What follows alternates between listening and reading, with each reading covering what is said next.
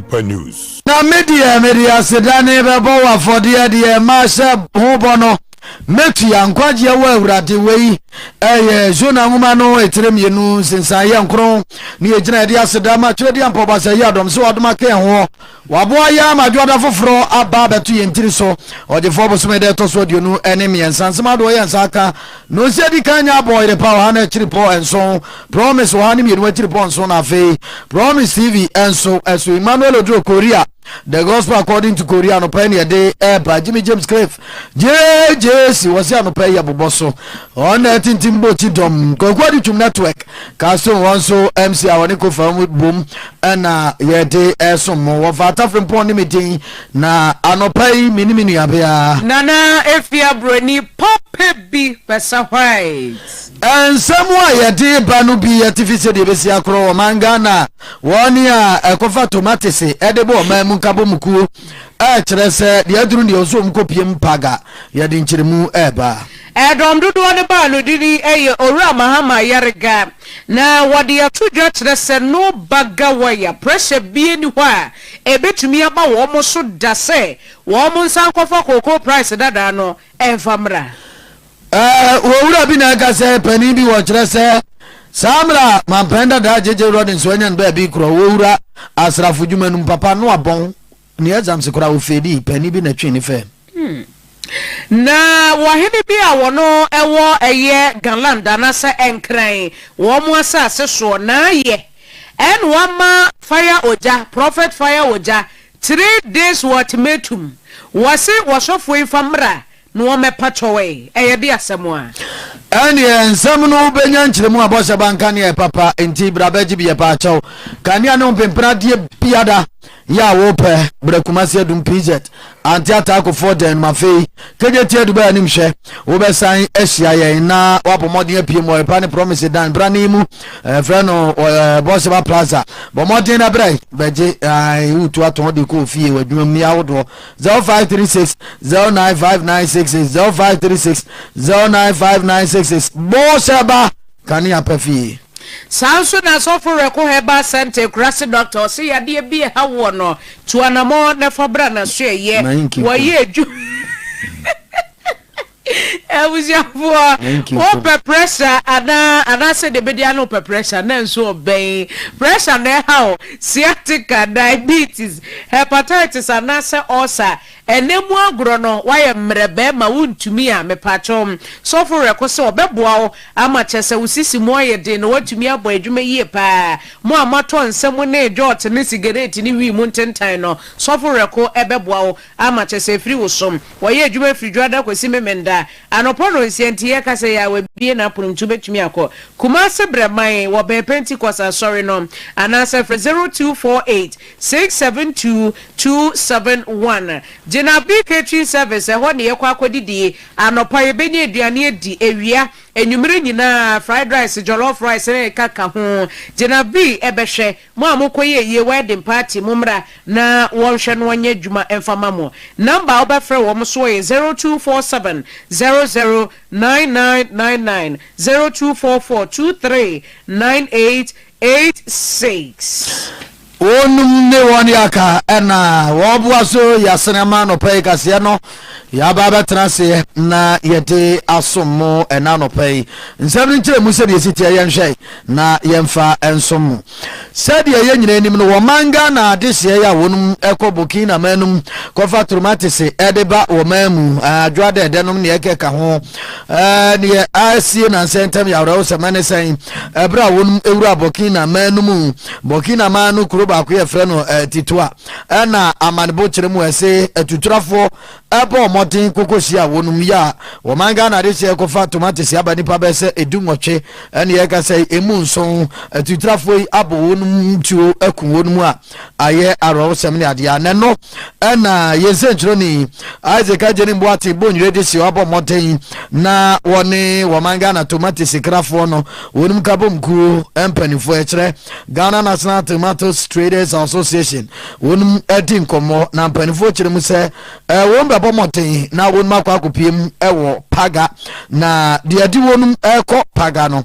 bra yenua Isaac ajeni mboaten ene oru akwa kwakuantwi ya wono ena ja wo yesite master edimo ne kofa tomatoes no ede ba free Burkina ensam yo kan yentie bi me frame kwaku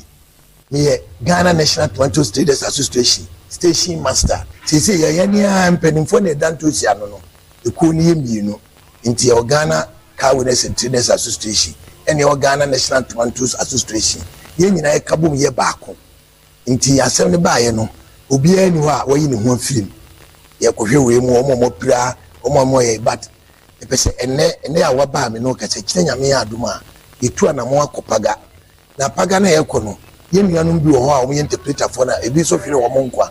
ene ye ntisi no ye kwani akoma omo so yakọ na afi di aka no si e behwe se aban ne beti bibi efra aban ho ni ama ye ma na kobodo mpimo akiri omo ka so be demonstration so munya abotre asemba na seboti a enye enthusiasm bi aye Ghana asem so me ye ne ye mpedi wentimi ma order this aban ma order o ma order na nka etimi ye nyina so se ma no so place o mpeso o mko no mko fa ne ma ne ba enye ma ne ho ye den e wo Ghana ha o mpeso mko fa bi ba aban so ma ye order nti kire nyame ya aduma ye pese ye koduro ne ni omo akire na omo koka wa jodu a wagya na yiri wa wagya ne ma wa wagya ni nuan wa no akoka wo ono so wo mai onya load mai ye ma ni ngure mukura na wako nti e basa na ya na mpanimfo no pressure abaye so obi afra wo ka na ade a ya block no ebi so nyam kwan ma akomienu bi de ba omo de beduru Ghana ha ne bo na den eno na ama pressure aba mpanimfo no so no adwada ahomachi be kwa akopie paga ho ye ni mpanimfo a omo so kohwe asem na bichi ni bo omo kohwe eso ene omo kodi nkomo na afi bi e ho no ebi aban de na do December ba e kodu an ebi hu yo ora kwakuantwi ne na no pai yate yakrai yentu akase ebo no so na no kwakuakuafo ye demonstration wo mo sem nyina yetiawa wo mo si aban bebe wo sha wo mo bose wo be peja kwako obo no mu akosoro avede wo ba ya 100 Ghana pen wo de to suma wo manie wo mayende wo mo fa ne sa kitu bi nsa ave na no wo mo tiwa yankwate a yate kwako obo so se ehwi 1038 Ghana no am say papa eni enka you 100 no na ne for yesika to maye na tazi ya ukwati ye pa de ye ntiase ye wo makoye hu demonstration nyina na ba ko placards a wo twero so wo say aban we ye killnet government na edo na kire se amanfo bo aban ni tuja minority ne bo aban ni tuja se wo de se wo nyeyi wo ntumu kura no a sikadada no a won fa ma wo mo se de be ya kokoakuafo no wo mo ani beje nanso na no mra hye bedwefie edondodo no wo mo ba no dani yera mahama yarga ejina ho kasa ye pa na wode tu dwa se hwe wo bie ntumi ma aban we pressure o ntumi ma aban we pressure da se wo mo nsanfo sika no ento so ma kokoakuafo no sanse ene wo hwe se ne ne masi kono a ye wo mo hwe se ne ne masi tie na so wo mo hwe no mbatum a wo matum wo mbete so a wo no mate so enti mprempren ya ye gina mu ipa de wo mo kasa wo mu tumu a enye ye ene wo mo kasa wo mu jai sika dada no so a enya de be ye sanse enti so no efira manonio enaba. Just because you think that cocoa politics is what can help your party, I can assure you that the demonstrators, we know who they are. We know who they are. We know who the demonstrators are.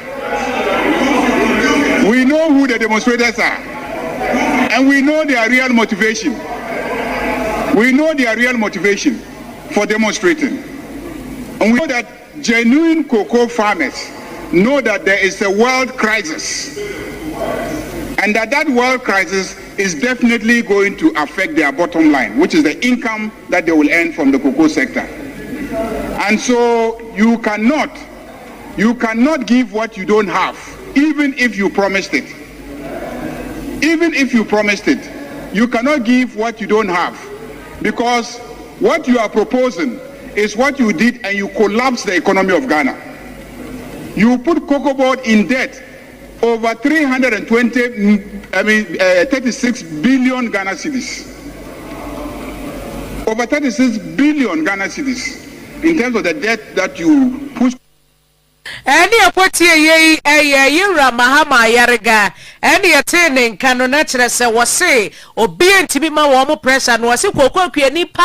ya wo ye kokko akuani a wo ti kokko adwuma na se no se yetete ne ma so a wo hu ye tutum so a wo hu wo mo mkoye demonstration ne de ye se wo dwe wo mo ho a wo onte ase na yira mahama yarga esa ato aso biem ene wo kire se smallholder farmers no ena kire se wo mo ne mrase bedwafo ni bia ka bom a wo mo ye ne bi ni ade nanso wo kire mu a prices no ano fallia na falling tie ye hu hwea enye yie. Mr. Speaker, there are many cocoa farmers sitting in this chamber. There are many cocoa farmers. So cocoa farmers are with us here. Cocoa farmers are with us here. So, Mr. Speaker, cocoa farmers are always here. A lot of the people sitting here are sons and daughters of cocoa farmers. So cocoa farmers are part of us. They are always here. Many of the dignitaries that you see sitting tomorrow, many of them have cocoa farms. So don't imagine that cocoa farmers are some different category. All of us, when the cocoa prices go down, I can assure you that many members of parliament sitting on this side are also going to lose income. And I know ministers who are cocoa farmers, and I know that they also are going to lose income. Kotie ye yera mahama yarga ya wono edom dodo no wo mo ba no deni ya twaso ya kwanim na pram ana mampani John Dramani Mahama ene fidibrani bi ya watu ndi B5 Plus Limited Steel one manufacturing plant ana na obi ano na ho no de nsemato dwa no kirem sese wo ma no sebe yes sembi yentumi enye se da bia ne ahode ne yaso ne nyina ne yachim na ede ya pampam ne ede akokosi broni maso na yakwa sikatwe bi ne ede amaye nti ese ye pekwane be fa so na mfidinwumam wo ma no yenso yatimi agina brane no nti o kirem aka bi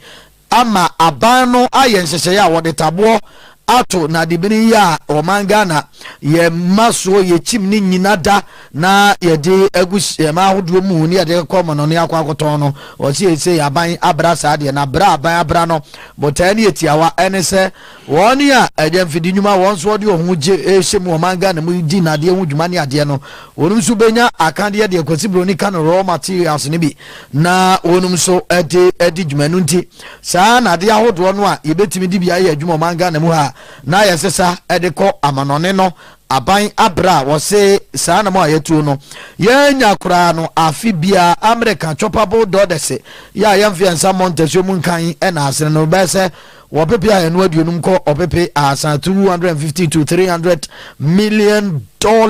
annually. Industrial capacity requires raw material security. Ghana generates substantial volumes of scrap metal annually. Through construction, demolition, vehicle imports, and industrial activity. For too long,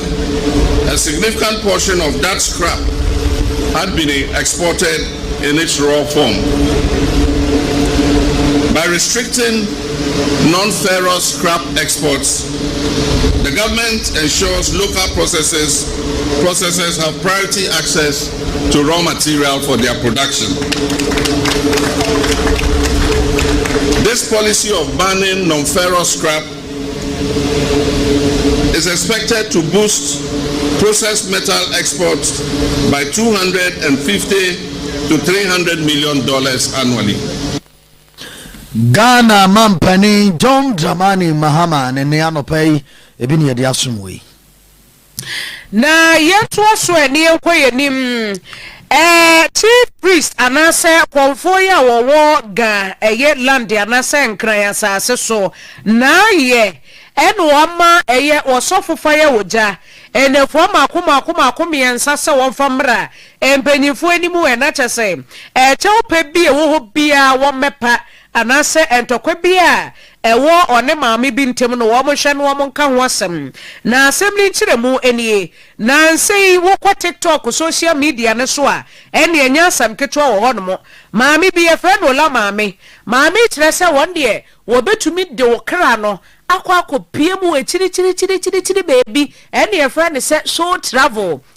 wo kwa ne nchen na so mpese o ma me kra no kwa chiri na me kohwe nieme bi e wo sunsumu nieme bi e koso ne ade dia ene maame se so travel oye ho adwuma oye ade pa na no na say fire oja ebetina TikTok isu na ne wo toto mane maame ede to maame animu se wo ya azan wo ye kontompo wo ye nabra beni ye ni bibia wo hodo my friend say so travel kwa wo beji usika na edi kwa entimo obi anko na ye kiremu a ye so wo kan ya akoka se maame no kura sebi wo ya hyawo afa maame no ne ba wa wo no kura no enye ni kura wo ne te ema enti no ehon nsebo akwakoye pinso ne no ene nam so a nanam ahemfo ya wo mo ewo enkramantam ne mu wo bote ya wo se da bi wo ba de enka ne nya ntokwa ye nkasa nkodu sam pempenso no enti fire woje ye ma ne fo mi ensa sebra na be yi hu ano e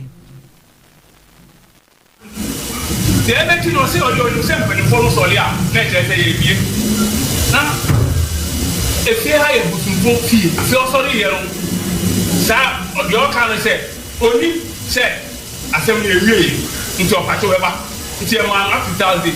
echire no ebe ti na esi nwa gboguro o de krata be fi ha so no de ni na ti asem no e ti asem aye die wie aye bu fo no ya bu bibia no e ba se ena nwa gboguro me ka se asem na ti sa ni na go to e so no so me ba ye so oni ma be ti ene no ye ju onka ye bu bibia nti mpanyinfo say na asem na ye no up to Monday so on one mark mpanyinfo me to omufu nti for biti ana obi hu say bibi ko so a mo fa eguo bi amfa blame bi amo ya esa say one fa eni bie eni eguo emefie mu nti ono ya mo up to Monday so one mark mpanyinfo be fa one day eni ekotie ye eye owura ya wodo eye konfo ewo gan eye asase no so na ye eni etenin kan na munyimaso na muntie bia bebom pani bia ne dini Edwin Kwame na Sam brebi atwamu ene wo mangana asrafo dom no na wo panipa ya odo ma no numu baako Major General retired one edin to Janu wo kire se he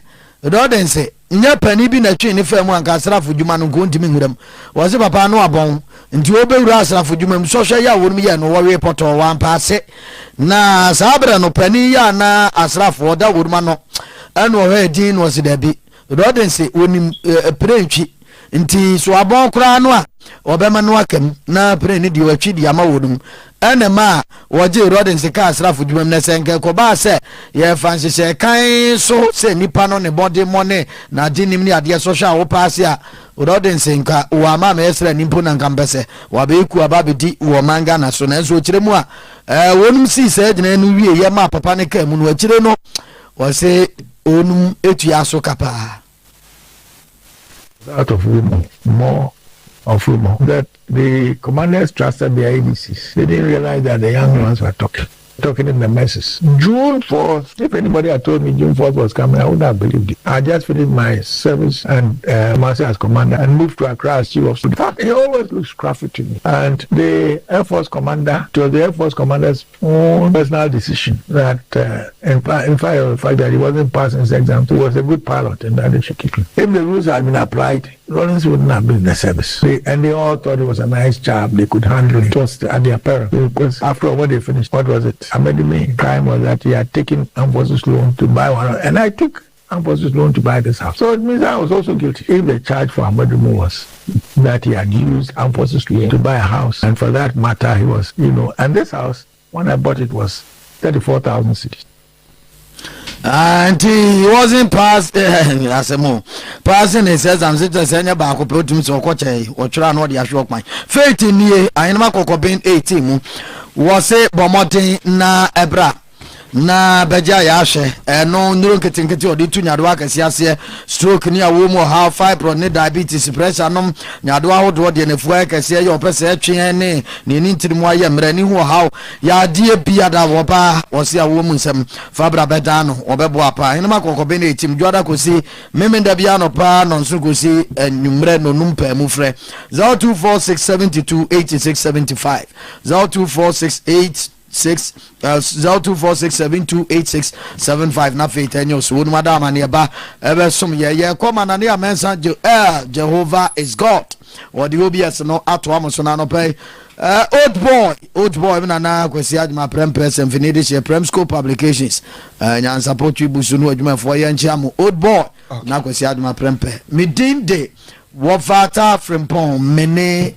minuaba nana efia broni pop big person white yes sorry nana ya mensa Joel at the OBS also Cobra Bejon somebody Jehovah is God also no de somebody and quite Mejaika as a man conditions Mejaika I'm going to bush up and your bonnie any do if you are bonnie and desert me will be that okay bonnie and desert when you Prophet Solo. I don't my country as a penny frame is nana. It's new basically. Beji fa komano. I'm just my menka condition me beji ha men fa ngonto de. I just on one of them because of any beji a. Any me bad ya. There is a woman maybe be any usuji we. Aha, no funny de komano. On them. Na say me bad on the. Is that what you command pa na do an wa mechanic play into menko. What do you guys say any chema minsia? Okay, Prophet Atta from Paul. And in your bar a year, a fear brody and no pay woman in Nunsia Cassiano Eddie Abre. And in fact, the last week in the month of a year, February, in January, a very hot, will be in a strategic position because and your man said two bad in some sort of what can I say? What can I say? Na young conquer sport better. Man, I come for not for more. Come for not teaching hospital more honeymoon. Me kwaba na me be